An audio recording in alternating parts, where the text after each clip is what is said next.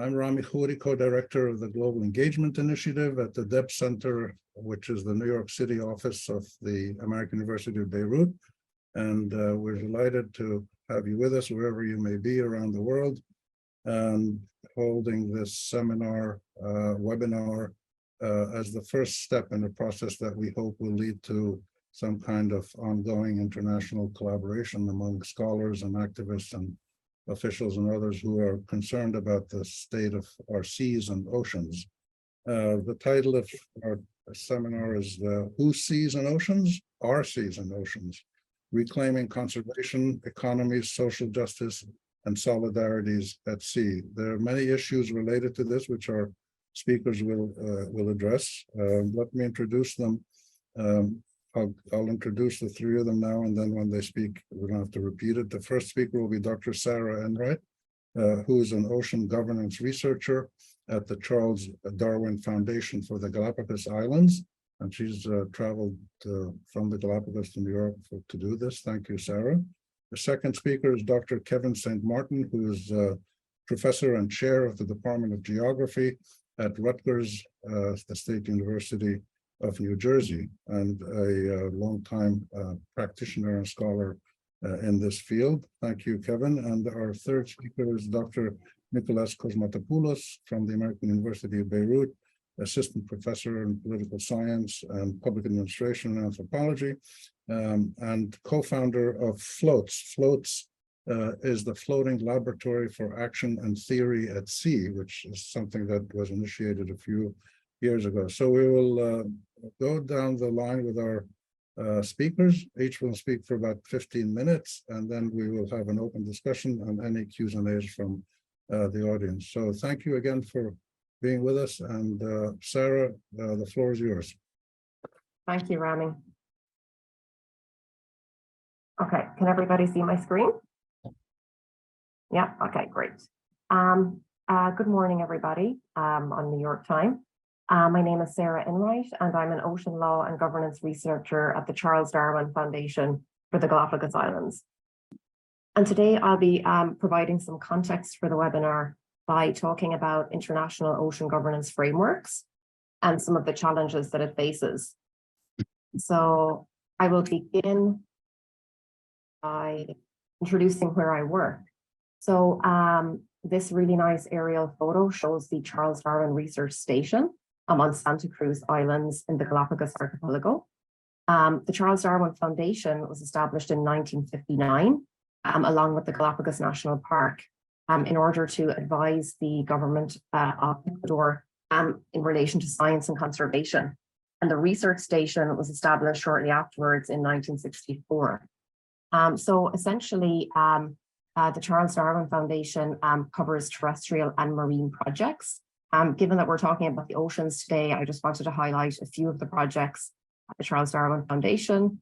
So we cover topics such as marine invasive species, the studies of various iconic species such as sharks, sea turtles, and penguins, and so on. So essentially at the CDF, we're an interdisciplinary team. So a lot of these projects also work with expertise from the social sciences, economics, and law. And just to give a recent example of the type of research we're doing at CBF, recently in collaboration with the Woods Hole Oceanographic Institute, we took part in a major deep sea expedition, and this led to a discovery of a pristine deep sea coral reef at a 400 to 600 meter depth in the Galapagos Marine Reserve, just recently in April 2023. This hit international news headlines, so you may have already heard about it. But I just wanted to show this today to show that, we are still making incredible scientific discoveries in the oceans, and especially in the deep sea. So little is still known about them, which again is kind of an argument for why they need to be protected. So just before I start talking about how we govern our oceans, I just want to talk about, what the oceans do and why we need to protect them. So 70% of the planet is covered by the ocean. So some say it should be called planet ocean rather than planet Earth. And the ocean is essentially our life support system. It provides essential ecosystem services. It provides the air we breathe. It regulates our climate and absorbs significant amounts of carbon dioxide. It's It's also a source of food, medicines, and fuel. It's also, of course, a location of significant economic activity, including shipping, aquaculture, and energy extraction. So how are the oceans governed?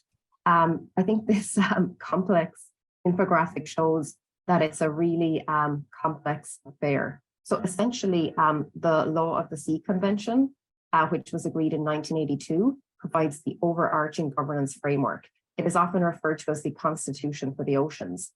And under UNCLOS, separate regimes have been created for the management of fisheries, for the management of mining, and also then you have separate regimes dealing with biodiversity and environmental protection, as well as separate regimes for shipping and other activities.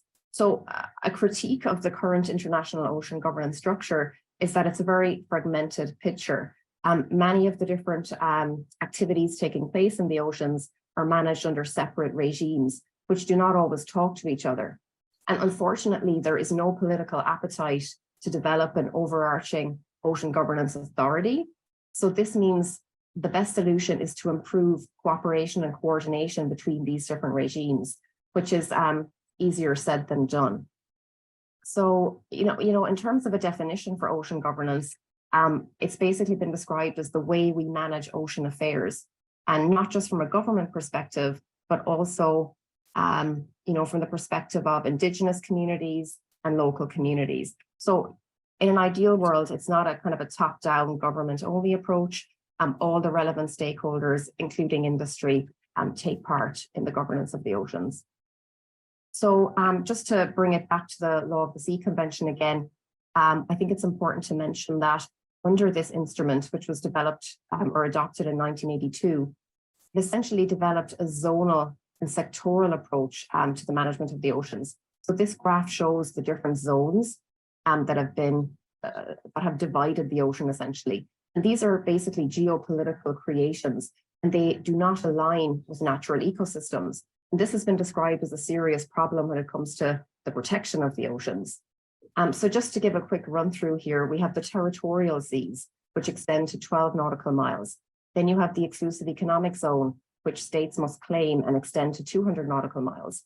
And over these areas, states have jurisdiction and can exploit the natural resources in these areas, subject, of course, to the rights of other states, such as innocent passage of ships and the laying of submarine cables, for example. These are what are known as freedoms of other states. So beyond 200 nautical miles, we have what are known as the high seas and the area.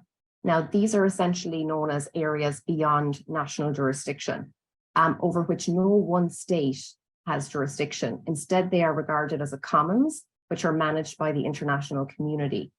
However, both the high seas and the area are subject to two different regimes. The high seas is managed under a principle known as freedom of the high seas. And essentially, this is an open access policy where states are free to exploit the seas with limited regulation, unfortunately.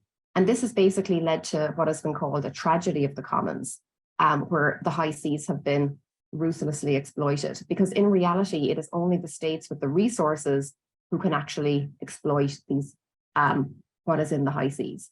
Then the area, which is essentially the seabed, is subject to a different regime known as common heritage of mankind. And the idea behind this is that any exploitation of the area, the benefits of this should be shared equally. Now, I'm going to talk in a minute about an activity in the area, which will highlight the complexity around today's ocean governance. So deep sea mining is essentially a future threat facing the oceans. It has not yet begun, but it is due to begin likely in the next few years. So what is deep sea mining?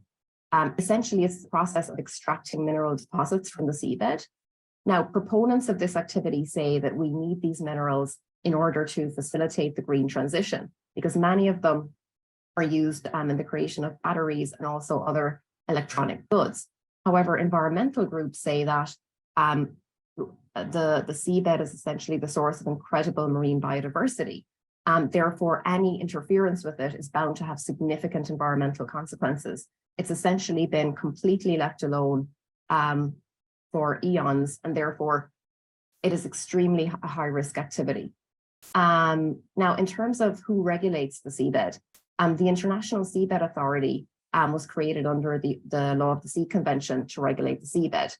Now, the ISA has a dual mandate. They have the mandate to issue licenses to commercial contractors, but they're also responsible for protecting the seabed. Now, this dual mandate has led to controversy, and there have been many claims of the ISA being too close to the commercial sector. Now, the ISA is under significant pressure from the private sector to issue licenses for sea mining. However, it's not ready. There's still not a governance framework for regulating these activities, but it's increasingly likely that the ISA is going to be pressurized into issuing a license this year. So this is definitely a story to keep an eye on. So I now want to talk about marine protected areas because, in my opinion, they offer a solution to many of the problems I talked about. As I mentioned, deep sea mining is sort of a threat on the horizon. Existing threats include overfishing, pollution, and of course, climate change. And marine protected areas have been proven to offer a solution to many of these, one solution to these threats. However, to date, only 8% of the world is covered in marine protected areas. And one reason for this has been the lack of a legal framework to establish marine protected areas in these areas beyond national jurisdiction that I just talked about, the high seas in the area. Up to now, the majority of marine protected areas have been established in national jurisdictions in mostly coastal areas. However, in March of this year, states agreed on a new treaty under the Law of the Sea Convention, specifically to protect the marine biodiversity of these areas, the high seas and the seabed. So this is a major leap forward for ocean conservation. The treaty has not yet been ratified. The text was just agreed in March, but this will enable a significant expansion of protected areas in the world. And I also see protected areas as a way to manage the different activities occurring in the ocean at a sustainable level. And so just to kind of finish my talk, I want to bring us back to my hometown in Galapagos, which is a very famous example of a marine protected area. The Marine Reserve was created in '98. The national park itself, the terrestrial one, was created in 1959. And then later we have the Marine Reserve. So you can see here that Galapagos is an example of a multi-use marine protected area where different zones are carved out for different activities. So the zones in green are the most highly protected areas, often known as no-take, where no extractive activities can take place. And some level of fishing, artisanal fishing, is allowed in the gray areas. So Galapagos is often cited as a good example of a marine protected area, especially for its approach to governance. So it embodies a participatory approach to governance where it's not top down, with just the government mandating, but all of the different stakeholders have a say from the fisheries sector, the environmental sector, and the scientific sector. So in terms of like next steps in this region, you can see here on this map that there are other significant marine protected areas in this region. This region is one of the most highly biodiverse in the world, and the 4 states, which are Ecuador, Costa Rica, Colombia, and Panama, are hoping to connect the different MPAs in this region to create a mega MPA, essentially a marine corridor, which would be a transboundary MPA across 4 states. And this would be the first such MPA of its kind in Latin America. And it would also be an exemplar for the world. So I wanted to end sort of on this positive note because I see what the states are doing in this region as an attempt to achieve this kind of cooperation and coordination across boundaries, which is basically needed going forward in ocean governance. Okay, I'll leave it there, Rami. Thank you. Thank you, Sarah. So I guess we need to take away your screen sharing so we can move on. So that was fascinating. Thank you, and especially for keeping within the time limit, so we have extra time for discussion. So we'll move on now to Dr. Kevin St. Martin from Rutgers University, who will give us his perspective based on his extensive experience in research, activism, and also the communities that live off the sea. And we keep in mind that the theme of our panel and our discussion and our activities is really social justice as it relates to the sea and the animals and the life in the sea, as well as the human communities that live alongside the sea. So, Kevin, the floor is yours. Great, thank you so much, Rami, and thank you so much for the center for inviting me to this. I'm assuming you can see my screen share fine. Yeah, thumbs up. Great, thank you. I just want to start by saying that I come to this topic really as a critical social scientist trained in economic geography primarily. And economic geography is not economics, right? Economic geography is a discipline that's very interested in the diversity of economy across landscapes and really thinking in terms of the possibilities of economic difference in place, right? So that's sort of the perspective which I come to this oceans governance questions and sort of a critique of blue economy from. So let me just start by saying that I've really been long drawn to stories of resource-based economies because they are often sites of economic difference, systems of production, appropriation, distribution that deviate from standard forms of capitalism. Fisheries, and this is my friend, fisheries, for example, have long been built upon logics of common property, share systems of compensation rather than wages, and community-based forms of capital development. Fishing enterprises are, globally speaking, small scale, largely family and cooperatively owned. They're embedded in community forms of exchange, reciprocity, and care. And when asked, most fishermen would say that fishing is a way of life rather than an individual accumulation strategy. So globally, fisheries are also, however, right, in many cases being reformatted such that they increasingly align with neoliberal forms of economic development that privilege private property, wage relations, investment capital, and corporate forms of harvesting and distribution of wild-caught fish. So in this sense, we might think of fisheries as a site of a much celebrated sort of force of blue economy coming in, which we can characterize as sort of rapidly coalescing, kind of a discursive material initiative promoted by governments and intergovernmental agencies, essentially designed to convince corporate actors that the oceans are a vast frontier for investment, blue growth, and profit making. We might see evidence of this, of the latter, in fisheries in the form of what's called catch shares. Catch shares are management initiatives that essentially create private access to marine resources, right? Which is to say, through a whole battery of advances in at-sea fish surveys, record keeping concerning fish industry catch and landings, modeling of fish stock dynamics, right? This enormous investment by the power of the state, we are now able to count fish in the ocean. And a lot of it happens within the very regulatory frameworks that Sarah mentioned in her talk. And within those frameworks, there's a big push toward this idea of creating catch shares, right? Another way of thinking of catch shares, and another word for it, is often referred to as individual transferable quotas, the gifting, as it were, of natural resources to individuals who could then trade them on a new market, right? This creation of private property. So from one perspective, we can say that enclosure of oceans might be ongoing, that small-scale fishing communities are being undermined, the environment is in crisis, the state is complicit, and fisheries have been transformed into a foundation for capitalist enterprises. So those community-based, cooperative-driven, common-sharing, independent, small-scale fishers that I love so much, right, for all intents and purposes are history, and are, if anything, within these discourses, seen as victims or sites of lack and absence, right? So the blue economy is steamrolling ahead. What worries me about this characterization that I've just presented to you is that we concede perhaps too much to the innovation of ITQs and generally too much to the blue economy and its many initiatives. What if the experiment called ITQs fails? What if that market fails to manifest itself globally? What if the millions of small-scale fishers around the world continue to be resistant to privatization and resistant to marketization of access? What if they continue to innovate and experiment with alternative socioeconomic relations and rationalities of economy?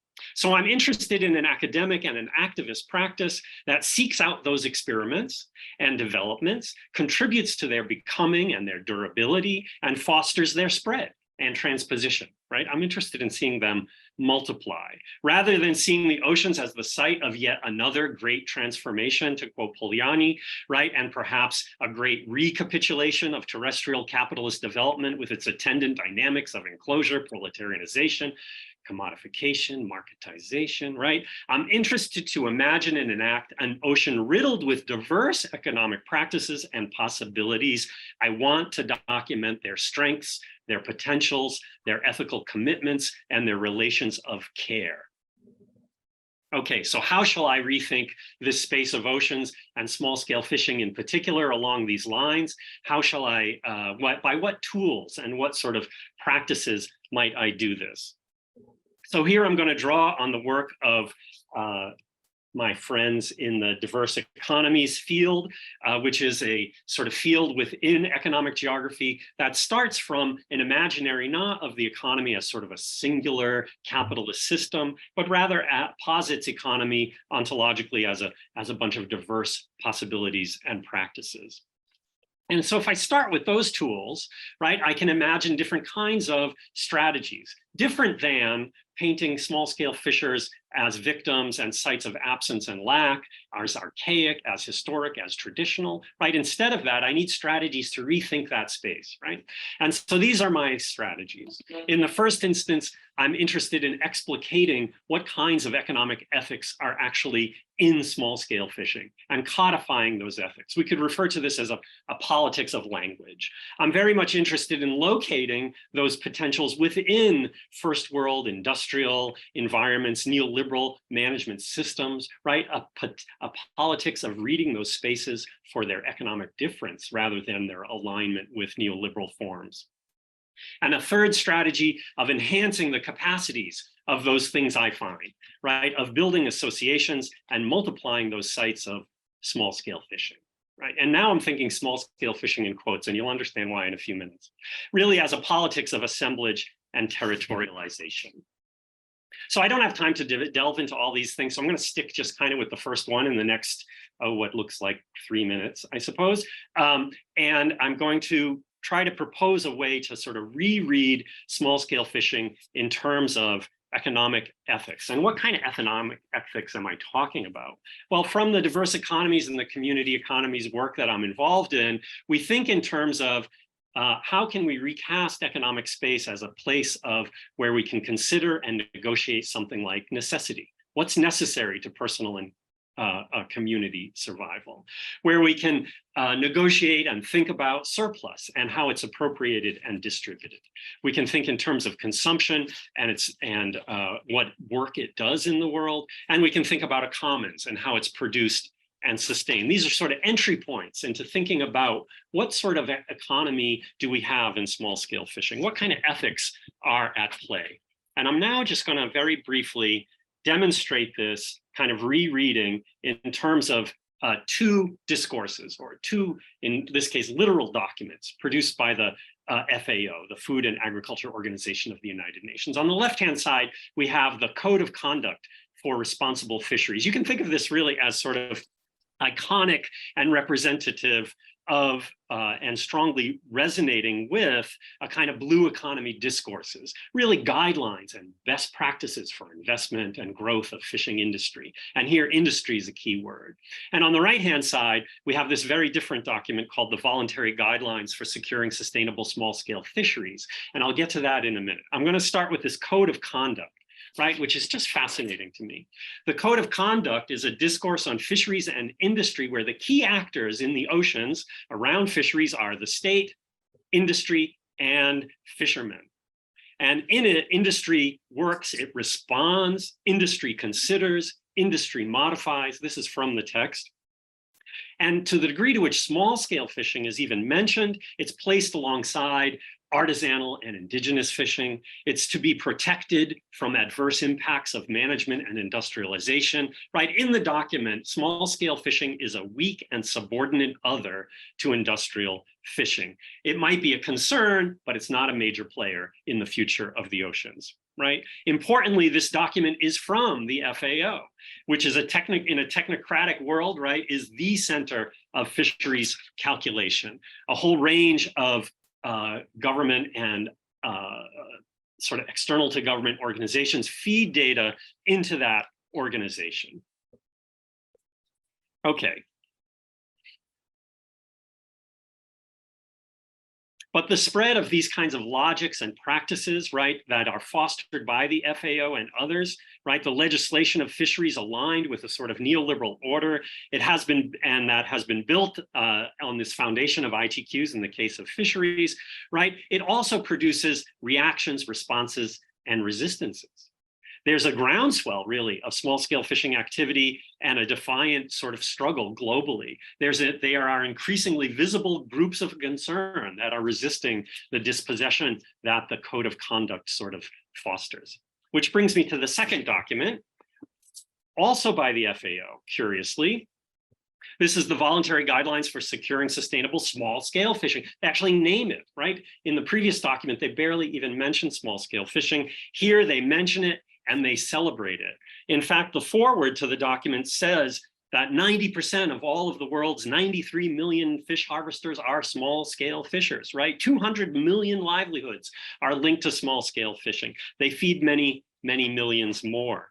They refer to small-scale fishing as a diverse and dynamic subsector, right? It's not archaic and in the past. It appears more a force to be addressed and understood, maybe even harnessed, rather than just a site of impact. We go from a concern for small-scale fishing as maybe making some contribution in a sort of marginal way to it being an economic and social engine. The key actor representing the drives and forces of small-scale fishing is not industry in this document. It repeats over and over again as communities, right? So what is clear from this document, I would say, and here I'll finish more or less, right, is that codified in those FAO guidelines is a really different discourse of small-scale fishing that can be seen as a set of ethical coordinates relative to economic practice. So, for example, the question of necessity. Well, it turns out small-scale fishing prioritizes livelihood strategies over accumulation strategies. This is repeated over and over in this document. It's amazing to me. What about in terms of surplus and what to do with it? Well, in this regard, there's a constant reference to what is fair in terms of both distributions of surplus and distributions of access to resources, right? Both should be available. No community should be dispossessed. This is not hyperbole. This is from that document and from literature that's linked to it. And then how are things to be consumed? Again, the literature and the FAO document all reflect a strong concern for how fish is distributed, for how small-scale fishing sustains local communities and adjacent populations. And in terms of commons, we see a clear entanglement over and over again of livelihoods and ecosystems.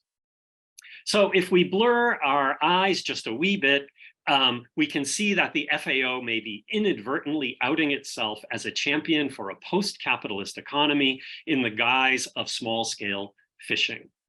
So understanding fishing in these terms, talking about small-scale fishing in this language of ethical economic disposition, sensibility, desire, and need is important for two reasons. And here, I mean, probably more, but I'm just going to end on these two. The first is to move beyond small-scale fishing as a victim, a site of lack, and as devoid of blue economic possibility. Right? In doing so, right, we want to better align small-scale fishing movements with the great variety of other movements around the world that are similarly striving for alternative economic conditions, right? These are things here I'm thinking about factory takeovers in Argentina, cooperative movements, indigenous economies, peasant land movements, community municipal budgeting, and so on.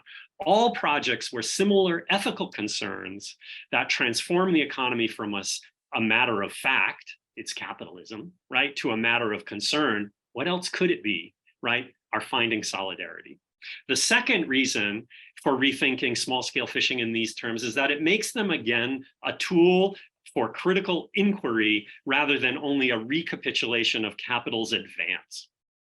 It gives us a position from which to investigate, explicate, and understand the dynamics and potentials of small-scale fishing. This is especially important where in the world, privatization is moving forward and is a force to be reckoned with.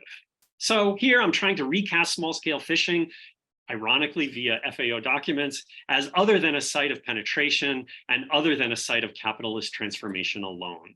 Here, foregrounding the dynamics and possibilities of small-scale fishing. That's my job.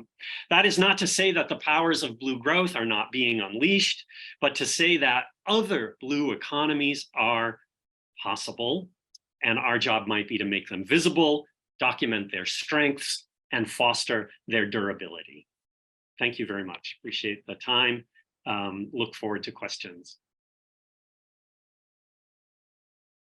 Thank you, Kevin. That was quite extraordinary as well, and many questions and ideas to think about. So we will move on to our third speaker, Nikolas Kosmatopoulos from AUB. I also want to remind the audience that if anybody wants to ask a question or make a comment, put it in the chat box, and we will get to those shortly. So we've done well in keeping to the time. So now, Nikolas. Thank you, Rami. I'm trying to share my screen, but it asks me to open my. Could you see my screen? Not yet. Let me see how I.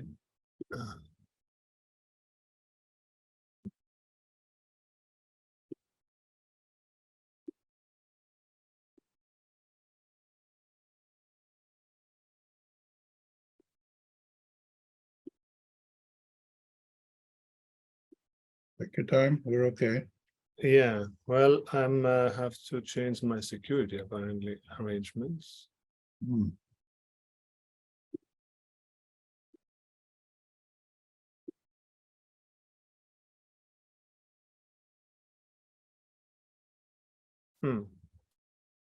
If you need a minute or two, take your time. And what I suggest is, let me go back to Kevin. Kevin, are you there? Yeah, I'm here. Yeah, maybe need a minute. Well, Nikolas is getting set. This extraordinary contradiction that you pointed out between the FAO's two reports, is this a common feature of UN agencies or international things? Or and Sarah, of course, touched on it in her looking at governance, this fragmented governance. How do you explain this duality? Well, in that case, the guidelines, the voluntary guidelines addressing small-scale fishing is the outcome of probably 2 decades of lobbying by fisheries social scientists who study small-scale fishing, that they were being overlooked in the FAO, not just in the documents, but in the data collection, in the categorization and kind of naming of fisheries and so on. And so, you know, that was a real coup, as it were, a kind of outcome. It just got to the point, I think, that the FAO could no longer ignore the outcry and the sort of numbers of activists and academics who were demanding this. So that being said, I mean, any organization or agency has contradictions within them.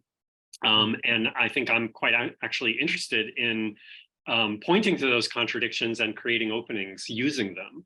And I think those 2 documents do that work in a kind of curious way for the FAO, right? It's very hard for them to go back now to ignoring small-scale fishing, right? It's really interesting. Right.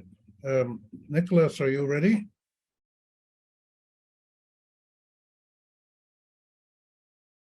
I see Nikolas's screen. Okay.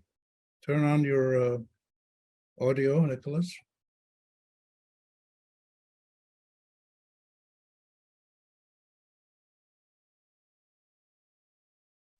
Hello, you hear me? Yeah, we hear you. Let your screen fill there. There we go.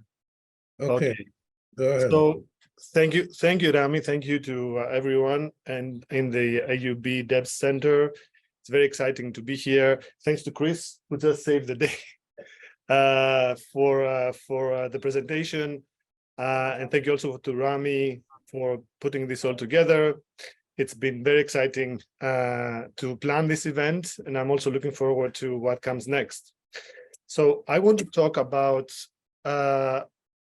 politics at sea, and I want to actually start off with a paradox. the conventional idea about the sea is also very much that is a space outside state control.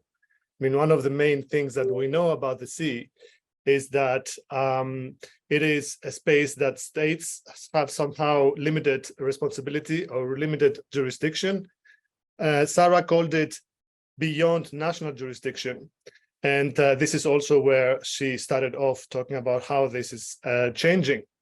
Now, what I want to say, and what I want to talk about is mostly about how the seas are, on one hand, beyond national jurisdiction of the state, but at the same time, they're actually under heavy epistemic jurisdiction of the state.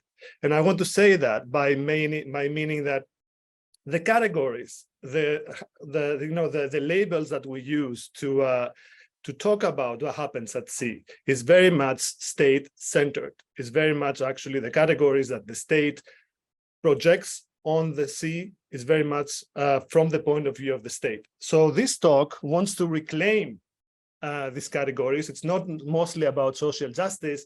I am somebody who's very much invested in the struggles and the movements for social justice at sea, but I'm mostly now talk to the point of epistemic justice. How do we actually imagine? How can we talk? How can we apply epistemic justice at sea? And I mean that mainly by giving the actors, giving the movements, giving the phenomena that happen at sea their just and fair representation and their fair and just and fair voice to issues that matter for them and issues that matter for everybody else too. So I'm doing that by reclaiming ships. This has necessarily, the title has a kind of a double meaning. I look at ships that reclaim the sea on behalf of movements, either organized or non-organized, movements by racialized multitudes, gendered, classed multitudes in the sea. But at the same time, these ships, they don't necessarily have the epistemic space that they need to have when we talk about them at sea. So I'm talking about them also in terms of reclaiming ships as political ships at sea. So what we have now, it's also kind of a protest, if you wish, against this epistemic domination that we mainly see ships as a non-political actors, right? I mean, ships, there are so many at sea. There are very many of them, of course, doing, other kind of things. They transport our goods, they transport oil, they transport minerals, they transport also, of course, people. They fish, as we heard from Kevin, but they also do other kind of work. They can also be political. So I want to suggest that we can reclaim ships as political actors here. And I do that by looking at what I call it insurgencies. So I want to suggest a model to be able to look at different phenomena at sea. And I do this kind of sketching by bringing together 4 different phenomena at sea that I look at from a similar perspective. And I want to suggest there are some common phenomena there. And I want to study them with your help and talk about them with your help. So at the beginning, we have practices of dispossession, displacement, exploitation. Some people call all these practices as a new form of colonial oceans, encroachment by states and other entities, corporations, like also Kevin said, into the ocean. The ocean becomes actually a new colonial El Dorado, a new Shangri-La. There are many, of course, of these imaginaries at play and floating around. At the same time, of course, these have very acute material effects on the ground.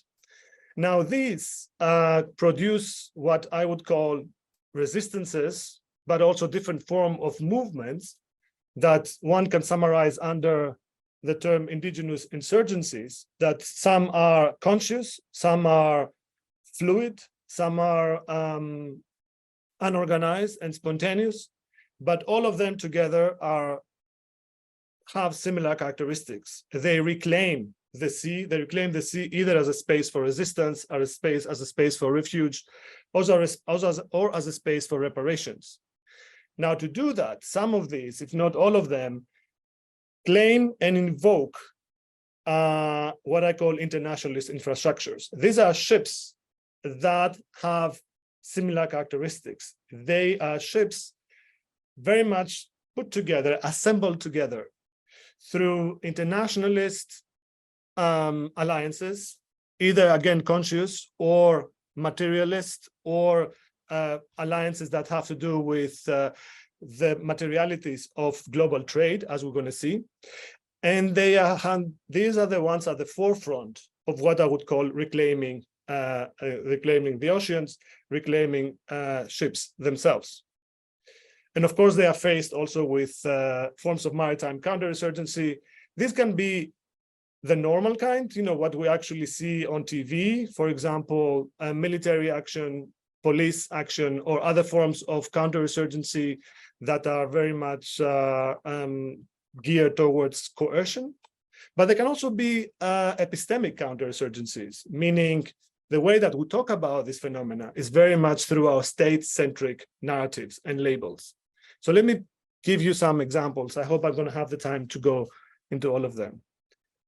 One case I want to talk about is Gaza, Palestine, which, by the way, today is under continuous attack by the Israeli military. We already have 60 people killed, many of them kids. So I really hope that this can stop soon. It's a tragic and horrific situation, which continues many, many years. As you may know, Gaza is under an embargo by the state of Israel, an embargo that doesn't allow the people of Gaza, who themselves are under, themselves are refugees, many of them twice and 3 times in their lives, to move out or in the enclave. It's practically an open-air prison. That has led to forms of resistance that, of course, spread throughout the territory of occupied Palestine.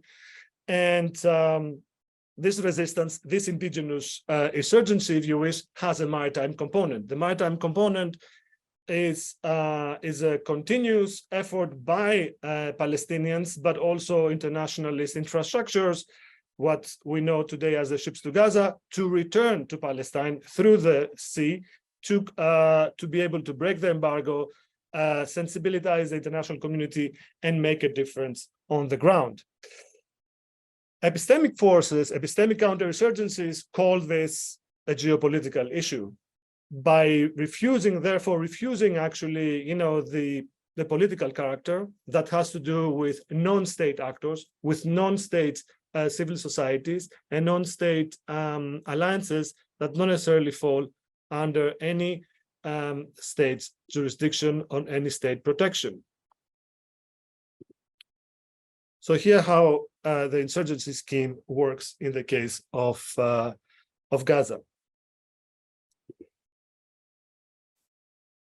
Now, a similar approach, I would suggest, one can actually follow in the case of the Mediterranean Sea and how refugees are moving through the sea in order to reach safe haven.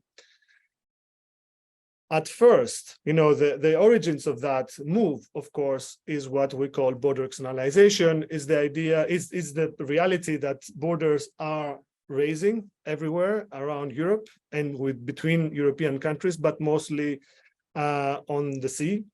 European Union at the moment externalizes its borders. It pays and it also trains countries and security agencies beyond their immediate jurisdiction to block refugees from coming. And that led, of course, to a huge outflow of refugees through the sea. Now, what also this move has produced, again, internationalist infrastructures that come to aid to these refugees, right? What we know today as a rescue ships and rescue fleets that are very much actually active around Europe, but they also themselves subject to criminalization and to other forms of state regulation and oppression. The map to the right you see is actually a map made by my student, Gesine Klipstein,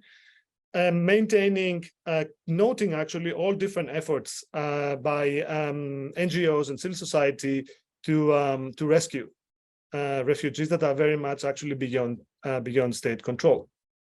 At the same time, of course, this movement that can also be a political movement, can also be understood as a political movement against border. It's an indigenous insurgency against borders, if you wish, is very much framed through the state-centric category of refugee crisis, of refugee influx, or by even more aggressive labels as an invasion. And we see also what's happening today, not only in the Mediterranean, but also in England, in the UK, very much these issues are framed as such. The third case is a bit more complicated. And here I want to really talk about how the Sea of Somalia is mainly a sea in which modern forms of exploitation, overfishing, but also overburdening its communal waters have led the communities there and the coastal communities to react to these phenomena and reclaim the sea. That happens first through the legal domain, which didn't really work out. Then they also tried other forms, and eventually they started actually taking over ships.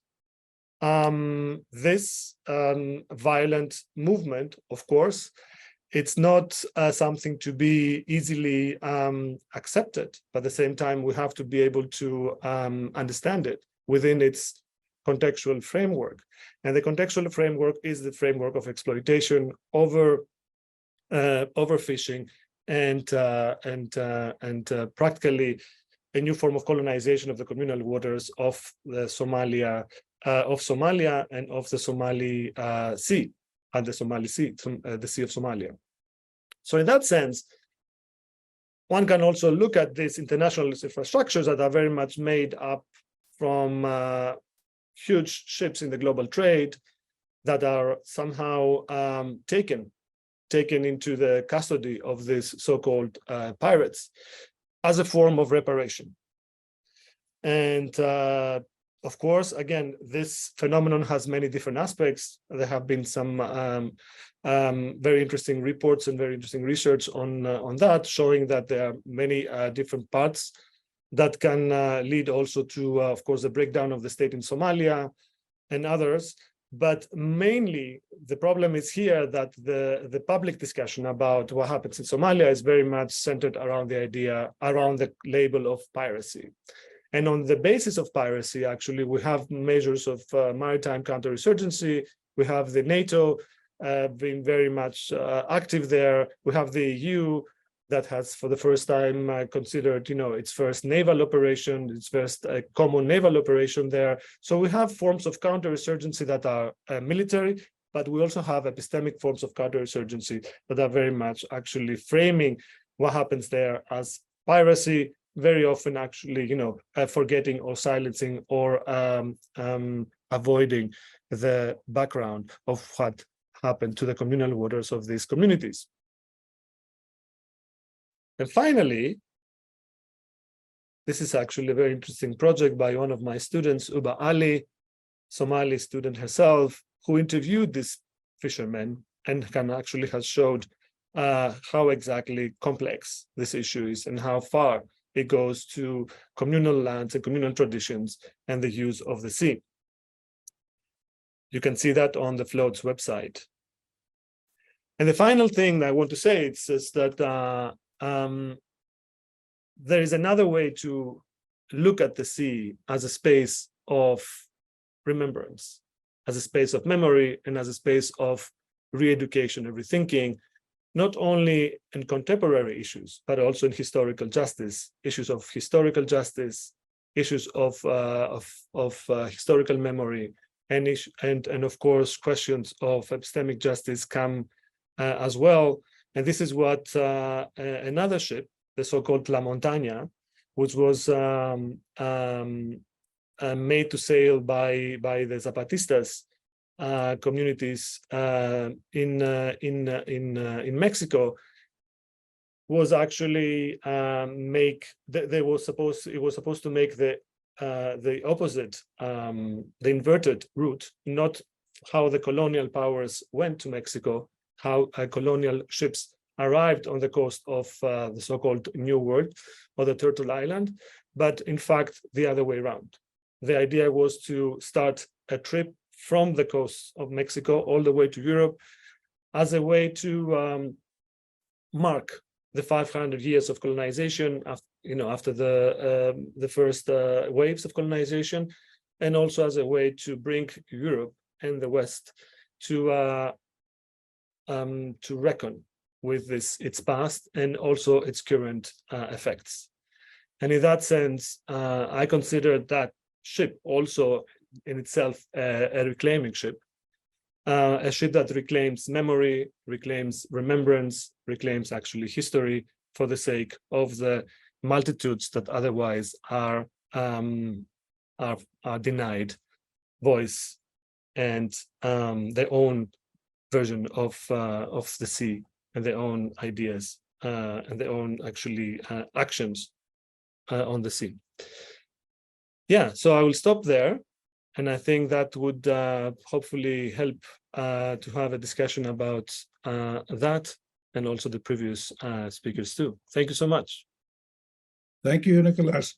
So we need to get your screen off. Yeah, getting there. We will. So if I could ask the speakers to turn on their videos, so we have you all on the screen again. And well, thank you to the three of you for an incredibly wide range of compelling issues. I just wanted to ask a quick question, which is that Nikolas, at the very end, was the first of the three speakers to actually use the word colonialism or colonial, I think. My question is it accurate or fair or useful to look at the colonial experience, which was very maritime when it started with the Portuguese and the Dutch and the British and Spanish, and to look at the colonial experience as still a defining factor in the situation we've reached today, that people, big powers, feel they can go anywhere in the world with their ships, with their submarines, and with their drones or whatever, and do whatever they want, or am I exaggerating the colonial impact on the condition of communities and resources and rights in our seas around the world? So let's start with Kevin. Do you want to comment on that? And then Sarah, and then. Sure, yeah. I mean, I think from the kind of work I do, I mean, I think the answer is yes. And I think from the kind of work I do, one can see this kinds of knowledge practices, technological practices, and sort of these, insofar as colonialism is also an administration of the world and the stuff in it, right? You see that as being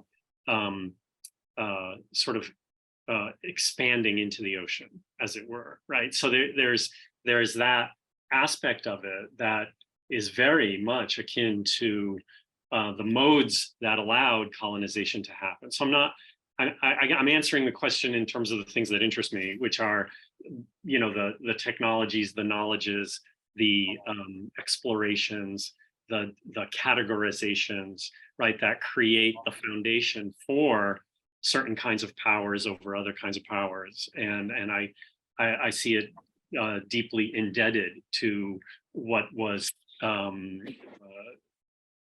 pioneered with colonialism, right? Yeah. Sarah, do you have any comment on that? I'm sorry, Rami, could you repeat the question because my connection dropped? Okay, the question was the colonialism, the colonial past was heavily maritime and continued for centuries until now, still impacts conditions around the world.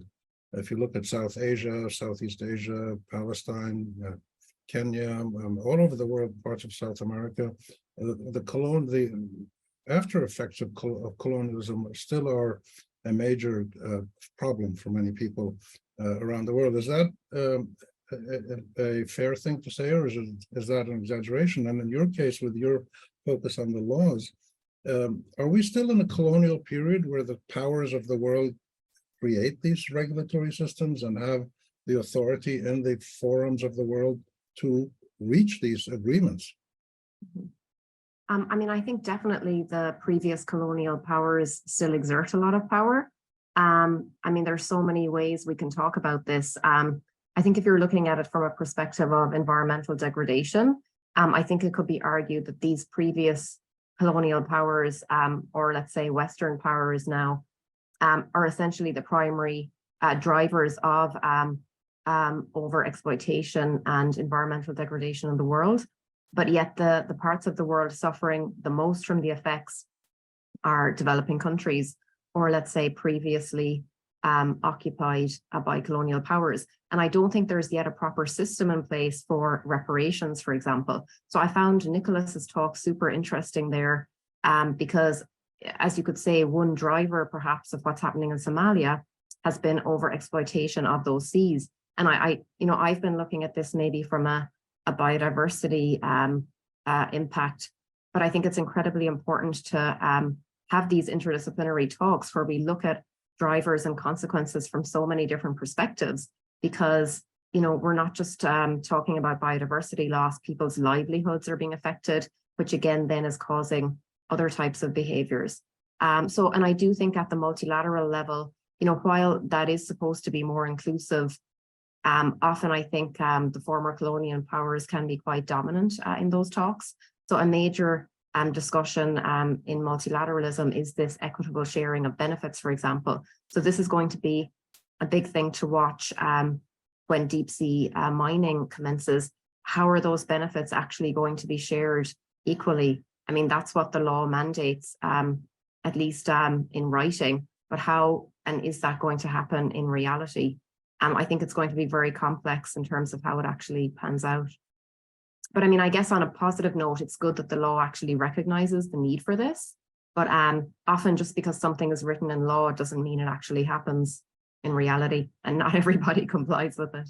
Yeah, and could I ask you also, Sarah, from your legal analysis and regulatory analysis, as well as other things, do you agree with what Kevin said before, that one of the reasons the FAO came up with their better report about small fisheries and communities is intense lobbying over many years? Do you see lobbying, organized, mobilized lobbying, having an impact on the people who make these treaties? Yeah, I think we should absolutely not underestimate the power of lobbying. So for example, the new High Seas Treaty took over 20 years to negotiate. And essentially it was thanks to the work of scientists and environmental groups that it actually got going. I suppose then you can, so there's positive impacts of lobbying, but then you also have to look at the negative as well. So for example, in relation to deep sea mining, the pressure on the International Seabed Authority to issue a license is essentially coming from one mining company, a Canadian one, because they really want to get going. Whereas many other private sector contractors and states have actually been causing for a pause, a moratorium on deep seabed mining until the governance framework can be established, until more scientific studies can be done on the deep sea floor. However, just because one company is pushing, it's very likely a mining contract might be issued this year. And that is actually very disturbing, I think. So obviously there's incredible power in lobbying. And I think we always need to look behind the scenes at who are the agents of lobbying. Thank you. Nikolas, do you have any comment on that before we turn to questions from the audience? Sure. I mean, I think a very brief look at the oceans today will definitely show that we are still in the kind of a colonial era. You can look at it from the point of view, first of all, territory. The biggest EEZ, the country with the biggest EEZ in the world is France, and that's only because of France's colonial territories in the Pacific and beyond, in the Micronesia and the Polynesia. So if you look only at the map, it gives you actually very much a colonial hangover feeling. if you look at the economics of it, and I'm sure that Sarah can tell more about to that, how the International Seabed Authority has been manipulated, or has been very much under the auspices of companies that are interested in so-called exploit the seabed.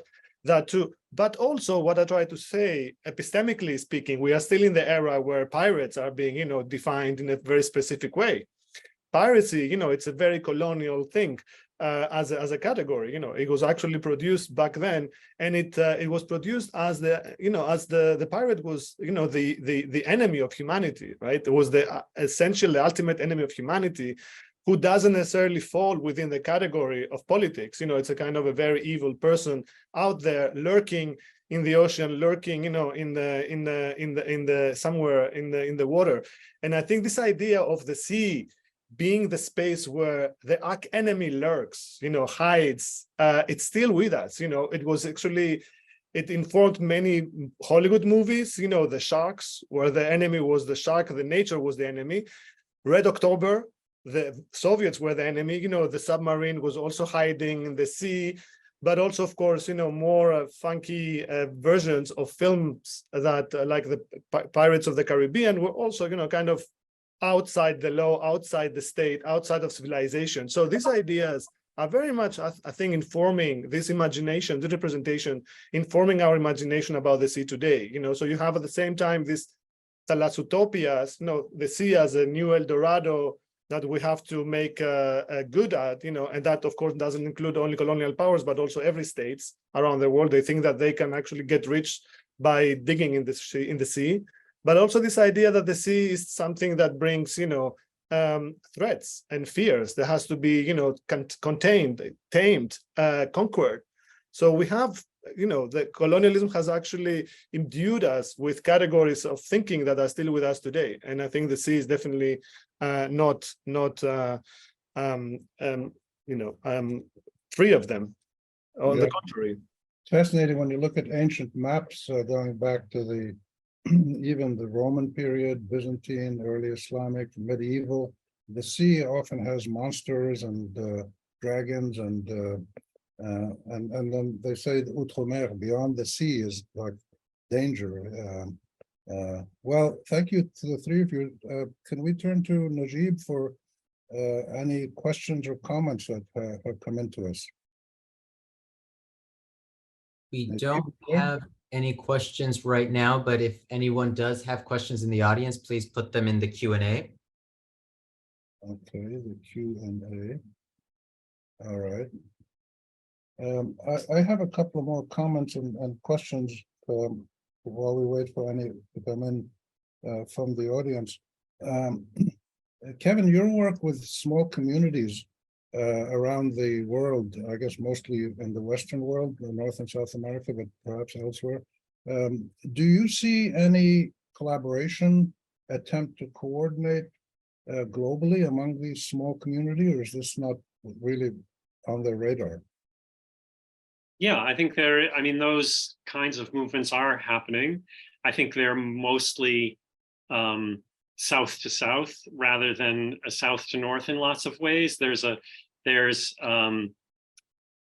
Actually, that dynamic is one of the reasons that I'm trying to redefine small-scale fishing in terms of ethical concerns rather than how it's usually defined, which is boat size or motors or no motors or proximate to a market or not, or traditional or artisan. Like there's all these ways that basically define small-scale fishing as small, rather than small-scale fishing as a site of ethical concern for community and environment.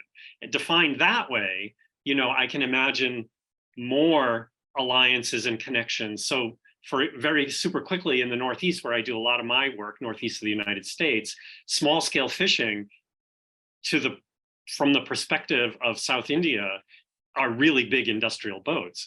But from the perspective of the people who work on them in the Northeast of the United States, they're small scale fishing. They're family owned, they're non-corporate, they're not wage related. There's all kinds of ways that they share ethical concerns even as the vehicle is big and industrial looking, right? So there's this dynamic about what is small scale that creates alliances sort of south to south in lots of ways, and creates these barriers across, oh, that's not small scale, that's industrial. It's like, well, if you look at the economy of it and the sort of ethical concerns of the actors, it looks an awful lot like South India. Do you know what I mean? Like, and that's, I think I would love to work more about on that. Yeah. Yeah. And if I can ask Nikolas, you mentioned several times, I think Kevin, you did too in different ways, that the sea is a place of remembrance and reclaiming rights and the past. Do any of the three of you from your research and where you live, Sarah, of course, lives in the Galapagos, can you talk at all about the non-tangible wealth of these communities in or near the sea in terms of their, their cosmic view of the world, as indigenous peoples, their religious beliefs, their superstitions, their value system, these non-tangible elements that are so critical to communities, which we see, all over the world in indigenous communities. Is there anything particular about maritime communities in this realm that you want to point out, any of the three of you?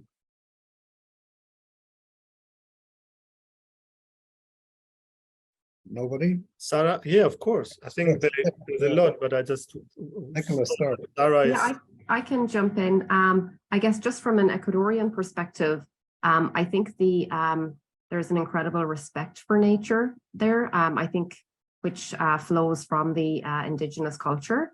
And actually, Ecuador has pioneered a rights of nature movement and has enshrined this in their constitution. So that's kind of an emerging legal phenomenon around the world in terms of giving a voice to something that cannot speak or represent itself.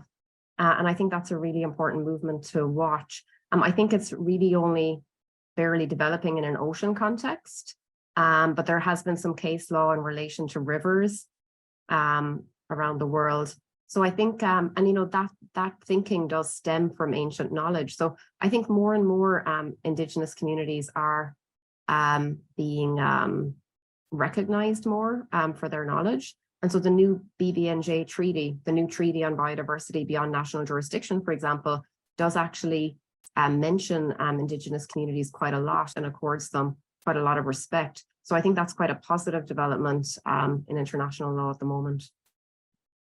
Kevin? Yeah, sure. I think, what do I think? Well, I work with, settler communities in the Northeast of the United States primarily.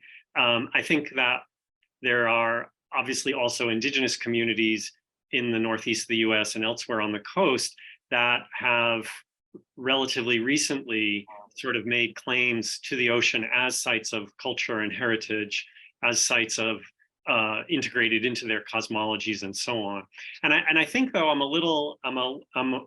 I also am really aware of the boundary that I just said, right, between sort of settler communities and indigenous communities. And one of the things I'm really interested in is learning from indigenous communities or from that perspective of a relationship to the ocean and seeing if there isn't evidence of it across human habitations in the ocean, right? And thinking about even that relationship between an industrial settler, white fisherman, and the ocean is one that is to be explored in terms of history, culture, cosmology, and so on, right? Rather than making assumptions about what exists and doesn't exist in the ocean. I guess my point is the ocean is just an amazingly landscaped, for lack of a better word, site of all kinds of human habitation. And we've really don't commonly document that relationship, and we need to. Yeah. Nikolas. yeah, I'll take it off where Kevin left it. I think it's very important to think of something, Rami. Who writes the history of the sea? who is the keeper of the sea's memory? If the sea doesn't belong to a state, where states actually are very much in the business of writing their own history, right? Who writes the history of the sea, of the non-state space? It's very interesting, it's actually a very, again, lopsided field. I look at my own research, it's also into Greek shipping, and I can tell you that despite the fact that Greece is a shipping nation, if you look at if you go in the bookstore, in the most important bookstore in Greece, and you look at the shelf, shipping, you'll see, of course, the law of the seas. You see things that Sarah deals with, and you'll see a lot of biographies of ship owners. But you're not going to see many biographies or narratives of those in the lower docks, or even the racialized, the non-Greeks. Actually, the Greek laborers are missing. The non-Greek labor is also missing. But in that sense, so there's a lot of work to be done there. There's a huge amount of work to be done, and this is what we hope to do also at Floats, to reclaim the history of the sea also for those who have been silenced. But of course, many people around the world have been doing this kind of work. You have people writing about the Black Atlantic, about the slave trade, about the memory of the sea as a sea of slavery and and of oppression and this very hardcore colonial times. You have also, as we said, people writing back from the point of view of indigenous communities in the Pacific, where they understand the sea as uniting them, not disuniting them, not dividing them, the Sea of Islands, so to say, to quote one of a very known Pacific indigenous author. You have, of course, again, all these efforts to reclaim the memory of the sea for humanity, and I think this is also that can be also said about at the UN level. People are also interested now in rewriting the history of the UN negotiation about the common heritage space that ended with 1982 with the signing of the UNCLOS agreement. But that doesn't mean that these efforts were not controversial. They were not actually divided between the post-colonial states and the imperial powers. You have many actually hidden stories that need to come to the surface, and I think now we are in the moment where, especially after the Cold War ended, because that was very much actually a sea was a very, very rather a militarized space. We have this kind of push to reclaim this story, this memory, and these lost voices. Wow. Okay, we just have 5 minutes left, and I'd like to end by acknowledging the vast nature of this issue. The seas and the oceans are vast, but the issues related to them that the three of you and others are grappling with are equally vast. We haven't touched on the security side of the sea, the mining we've touched on, but things like telecommunications cables, pipelines in the sea, drilling in the sea. We focus a lot on fishing with others. So there's so many dimensions to this, and trade and things. So given the vastness of the issues and their interconnectedness, I'd like to ask each of you to just end by talking for a minute or two each on where do you want to go from here? How do you want this effort that you've initiated to try to bring together scholars? And there'll be a meeting later this afternoon here at the AUB office in New York at the Depth Center among activists and scholars and people with positions related to maritime stuff. How do you think we can proceed on this issue? Why don't you start, Nikolas? Oh, I was the one to end before, though. It's not fair. But if no one wants to go, I can say a word or two. Get a chance to talk on this topic.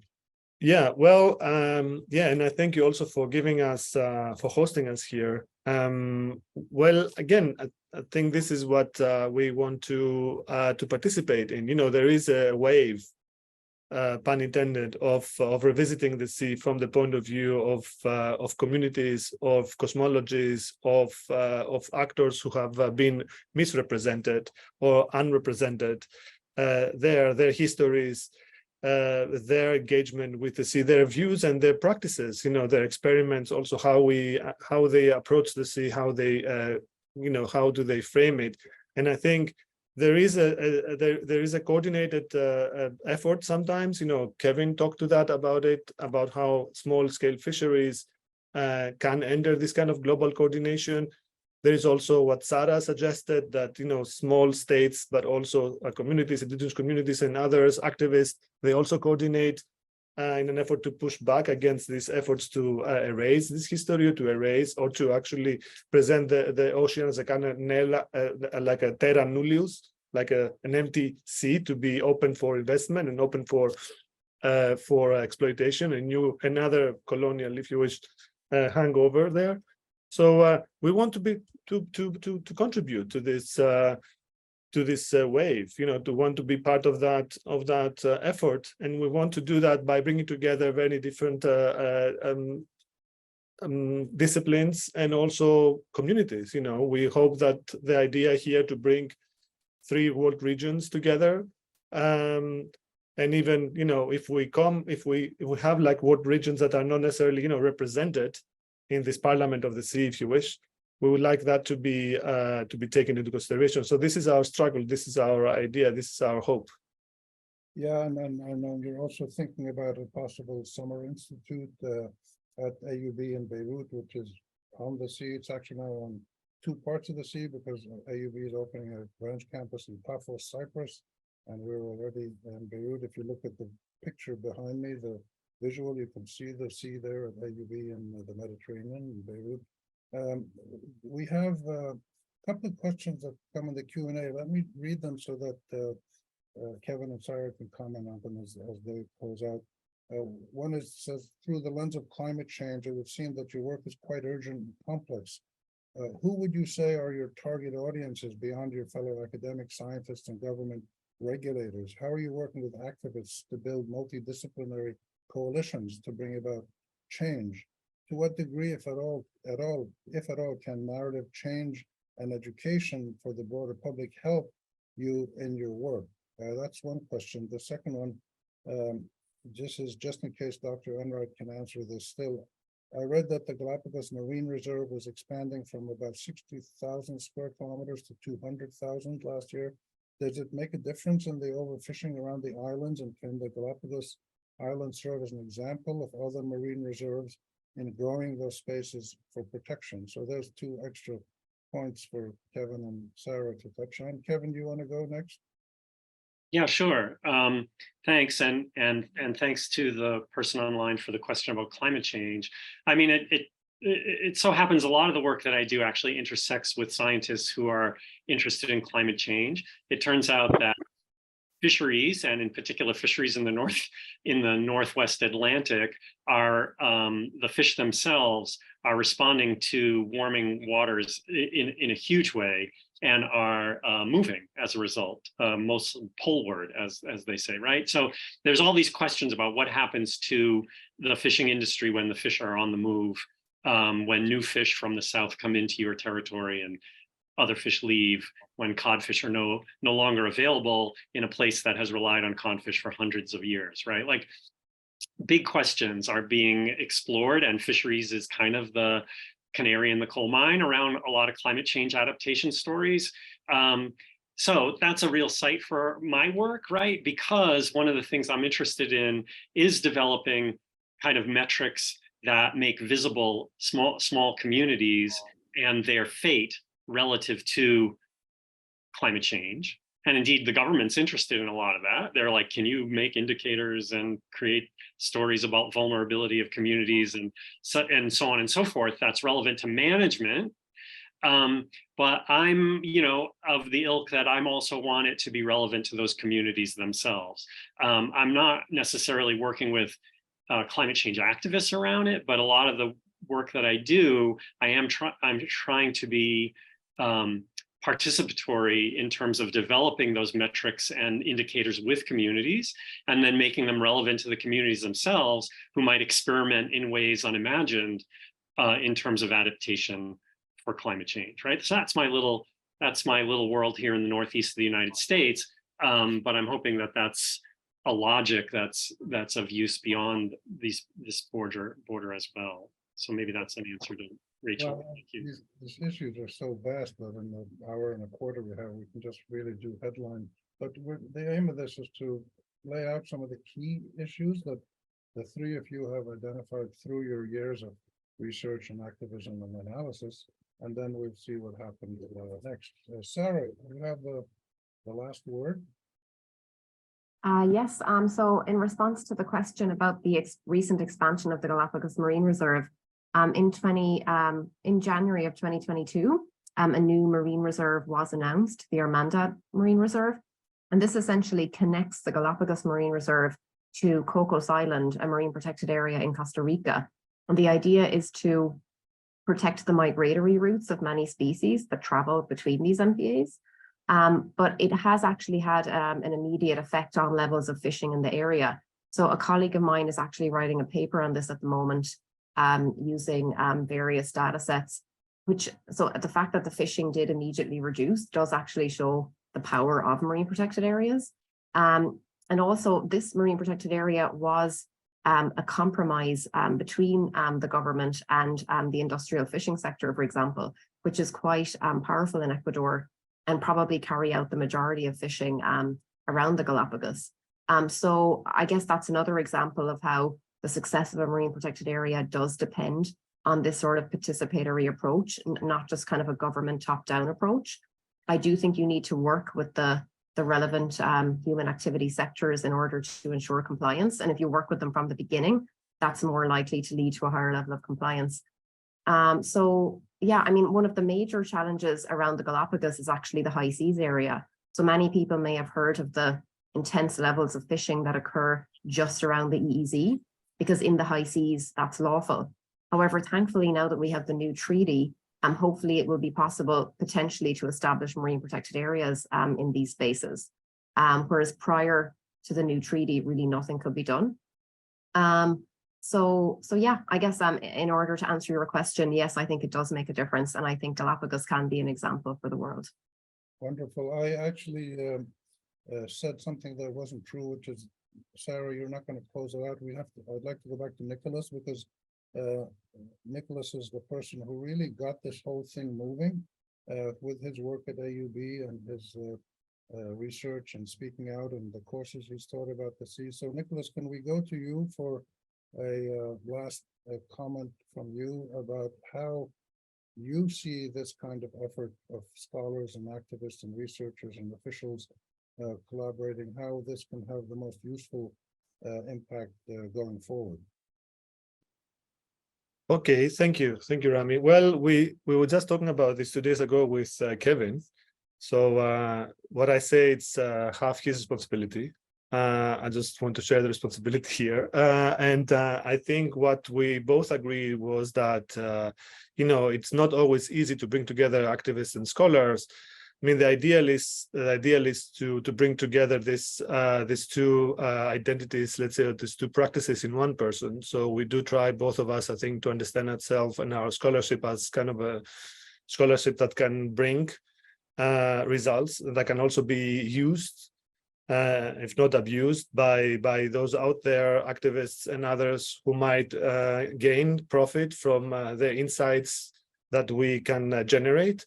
So the idea is that we could hopefully bring this together through publication, through this webinar, but also through common spaces. So the idea was, of course, to create a summer school. But again, you have this school there, which is, which somehow perpetuates this relationship of, okay, let us tell you how the world looks like. And we don't want that hierarchical relationship. At least we want to be able to listen also and learn from people on the ground, because they do have many things to say, and they do have actually perspectives that matter. And one of the things that I wanted to show in the presentation is that, we have to somehow give them credit. Whatever they do, we have actually to rethink our categories, how we understand, how we approach, how we interpret what they do, and give them space, space to be heard, space to be to learn from them and to follow them. Because if anything, they are much more active. They have much more exposure to the sea than all of us together, maybe. So this is our idea. Idea is to create a space, if you wish, a virtual, but also kind of an actual space every now and then where we can meet and we can exchange, but with a kind of a mutual respect, to understand that everybody has something to learn from everyone, and we're not there to teach them something that they don't know, but we're there to learn too. Yeah. So this is the struggle, and this is the challenge ahead. Well, that's nice to hear from a university professor. Thank you, which is why you're here, all of you. So maybe what we should do for the next activity, we should all go to the Galapagos and have Sarah organize sessions with the local people there. And then Yeah, you're all more than welcome. With local penguins there, with local penguins. They have a voice too. And then also to Beirut, because there's an action in Beirut at the university by the Neighborhood Initiative, which is a very pioneering effort to work with the local fishermen in the small fishing port right on the Corniche, and the most beautiful, actually what you see behind me, those palm trees, that's on the coast, and just there is this Enwright fisherman's port, which is really threatened, and AUB's Neighborhood Initiative is working with it. And then we will go to New Jersey, and Kevin can lead us through his contacts and experiences with the people. So I think this linking to local communities and listening to them is really so critical in so many avenues. And hopefully one day we can all go to Gaza and listen to the people in Palestine. We have to bring this to a close. I just want to thank the staff at the DEP Center here in New York, the AUB office. And I can't give you too many names, but basically Ada, Amanda, Najib, Chris, Eric, and others who played a very important practical role in helping us and will continue to do so in the future. So thanks to all of you, and we will pursue this and keep the audience who's with us and others informed by following up with some interviews and disseminating the fruits of this discussion and others to come. Thanks again. That's it from New York. Peace to all, and keep up your good work.